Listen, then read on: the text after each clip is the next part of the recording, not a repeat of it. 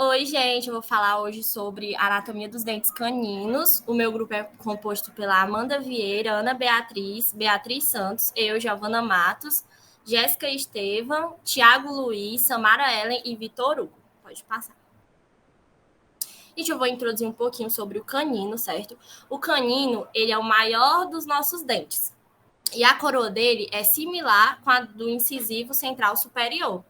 Só que o canino, ele vai ter raízes mais longas e a sua coroa vai permitir maior força e vai ser mais robusta.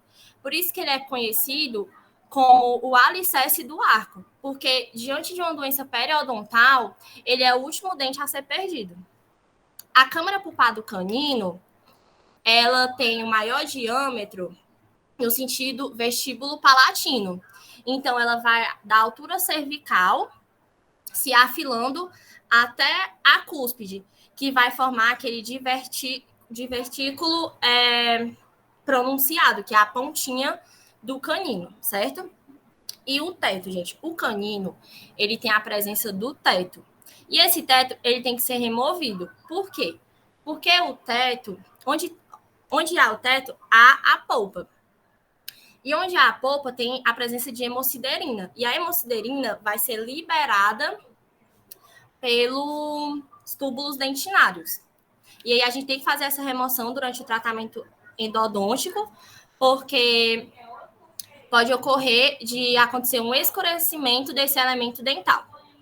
E aí é importante ressaltar que, diferente dos caninos superiores, os inferiores eles podem apresentar duas raízes e dois canais, certo? E aí não vai ter somente o teto, mas também o assoalho. Pode passar. Aí eu vou falar um pouquinho sobre os superiores. Os caninos superiores, eles têm, em média, um diâmetro de 26,4 milímetros para 33,5. E o seu canal tem, em média, 20 milímetros. O canino superior, ele vai ser mais estreito da mesiodistal e vai ser mais amplo da vestíbulo palatina. Aí, como eu havia dito, né? O canino em si, ele é o maior dente da arcada, certo? O superior, ele geralmente tem apenas uma raiz e um canal. Diferente dos incisivos, ele vai se apresentar com a coroa no formato pentagonal, enquanto o incisivo é quadrangular. E o símbolo dele vai ser grande, centralizado, robusto, lembrando uma pequena cúspide. E também as cristas marginais, junto com o símbolo, vão ser bem desenvolvidos. Pode passar. Como eu havia dito, né? Ele geralmente possui a raiz única e o canal único. O canal dele é reto e longo e o ápice fica para vestibular ou palatina. Eu também havia citado, é mais para vocês terem como base no slide, né? Que ele é estreito no sentido mesiodistal, amplo no sentido vestíbulo palatino e possui um ápice fino e próximo da cavidade nasal. E no corte transversal, como é que a gente vai ver esse dente, né? No terço cervical, a gente vai ver ele cônico e triangular. No terço médio, a gente vai poder observar ele de uma forma mais ovalada. E no terço apical, a gente já vai ver ele circular, meio que arredondado. Pode passar. Aqui, gente, é uma microtomografia, certo? Essa microtomografia ela tem a finalidade de dar uma visualização tridimensional do canal. Então, eu vou ter um acesso de tipo comparação do antes e do depois da instrumentação. Pode passar.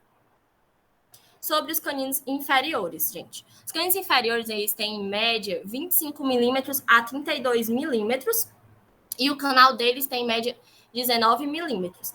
Esse canino inferior, ele vai ser menor que o superior, porém, ele é mais amplo, certo? E aí, geralmente, né, ele tem a raiz única e o canal único também, mas como eu havia dito naquela parte que eu estava falando do teto e do assoalho, ele pode apresentar algumas vezes duas raízes e dois canais, certo? E a cavidade mais ampla que o canino superior. Ele é menor que o canino superior, como eu falei, amplo no sentido vestíbulo palatino e estreito no sentido mesiodistal, tão qual igual o superior, tá? E no corte transversal, será que a gente vai ver igual ao superior? Não.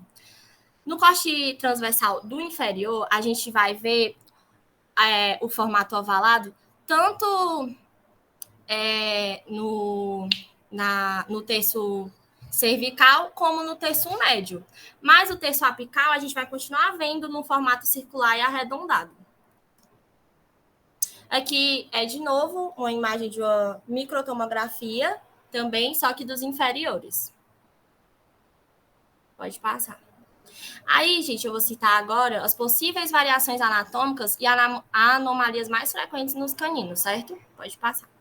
A gente vai citar 4 aqui, que são as raízes supranumerárias, a dilaceração, a hipersementose e a geminação dentária. As raízes supranumerárias, que acho que a maioria já sabe, né, que a gente viu em radiologia, as raízes supranumerárias, gente, é nada mais do que quando a gente tem um dente com raízes a mais, além do que deveria ter, certo? E aí essas raízes supranumerárias, elas são mais comuns em caninos inferiores, premolares inferiores e molares inferiores. Raramente ela ocorre em dentes superiores, certo? E é possível observar em exames radiográficos. Pode passar.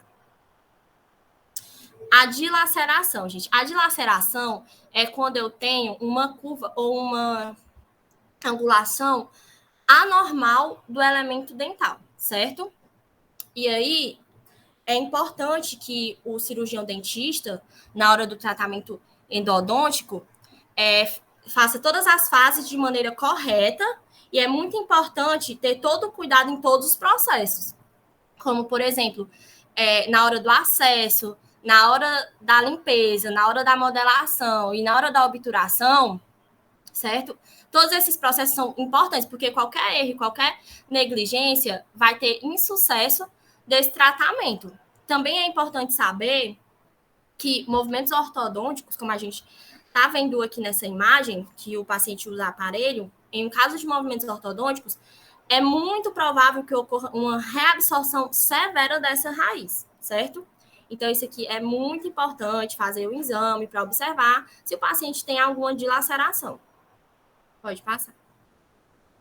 Pronto, gente, aqui é a hipersementose. A hipersementose é quando eu tenho uma produção de cemento além dos limites fisiológicos que aquele dente deveria ter, certo? E aí é importante visualizar, porque às vezes eles vão apresentar, tipo, como uma macrodontia, porque vai acontecer na hipersementose um espaçamento do ápice, certo?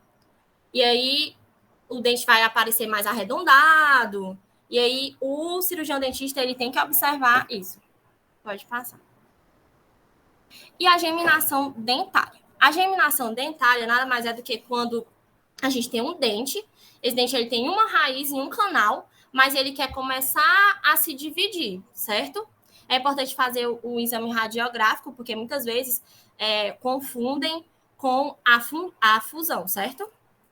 E é isso, gente. Essas foram as anomalias que a gente encontrou mais comuns nos caninos. E aqui são algumas das nossas referências que a gente pesquisou. Obrigada.